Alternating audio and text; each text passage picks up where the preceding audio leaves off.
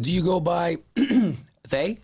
Yeah, yeah, they them pronouns. In Te Reo Māori, we have some gendered words like big brother, big sister, little sister. We have papa and mama, which are traditionally tied to gender, of course. And we have one pronoun ia, and it refers to where somebody is, a ia. But in a Pākehā context, I don't feel like a man or woman. I feel myself swimming between the two. Some days I wake up and I want to wear a skirt and a crop top and have my long hair and have this very like niche understanding of what it is to be a female or have femininity. But a lot of the time I'm just swimming between the two.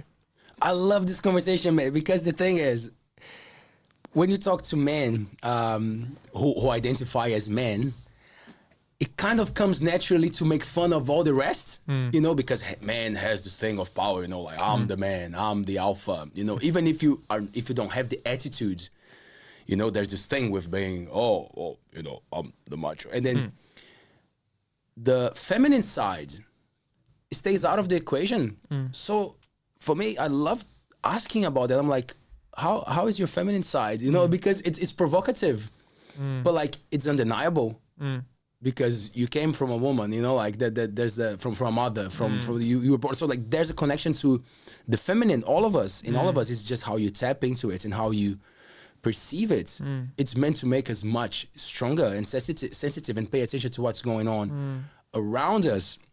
So for me, every time that I'm having a conversation with a guy and I see that things start to go like, I'm like, man, I think you're not in touch with your feminine side enough, you know, because it's easy to poke on the minority or whatever, but like when you put someone in check, at least you force like a thought or something, you know, like so for me, it's been my mission. I'm like, man, the more I tap into my feminine side, the more I connect with Wahine, the more like we do work together, I feel like, wow, it makes much more sense. It makes everything lighter. You know, all the work that we're doing, it makes much more sense when you're tapping into within, not just trying to find external things. How do you find that? Like going and like understanding, like, because for you it sounds very natural. Has it been natural from the beginning? Oh, I'm tapping on my feminine side more, like I'm tapping on my masculine side. I'm just going like you put in the work. I can see. Was it confronting at the start? I don't know. I don't view masculinity or femininity as like two separate binary things where I think about, oh, what does it mean to be masculine? I don't view it as being like this macho maybe going to the gym, whatever the heteronormative understanding of what it is to be masculinity, to be masculine or feminine. I think when you ask me, I viewed masculinity as being your foundation, as being your strength, as being in your maunga and your heavy waters, your ocean swells and your thunderstorms, and then femininity maybe being your calm, gentle lakes and the plants that sustain the birds and the animals in the forest. But I think maybe in that self there's like Pākehā views on what it is to be a female or woman, of male, feminine being like very calm, very quiet, and masculine being like boom in your face. I think a lot of the reason why men don't tap into their femininity is because they see how females are treated and they don't want a bar of it.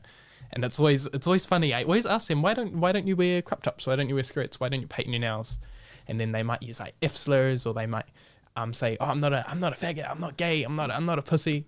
And then you start to unpack and realize why they don't want to be associated with the people that have been marginalized since the beginning of time. And I don't want to spend too much time talking about what it is to be a woman, because it's two male presenting people. That's not our fucking place. There are already people doing the work. But my personal experience with like femininity and masculinity, I think it's been put on the back burner for a long time, ever since I started doing this kaupapa Māori work. I've realized that my connection in relation to the environment and the wider collective is so much more important than, oh, maybe it's not important, maybe it's equal. I've just prioritized the former for so much longer.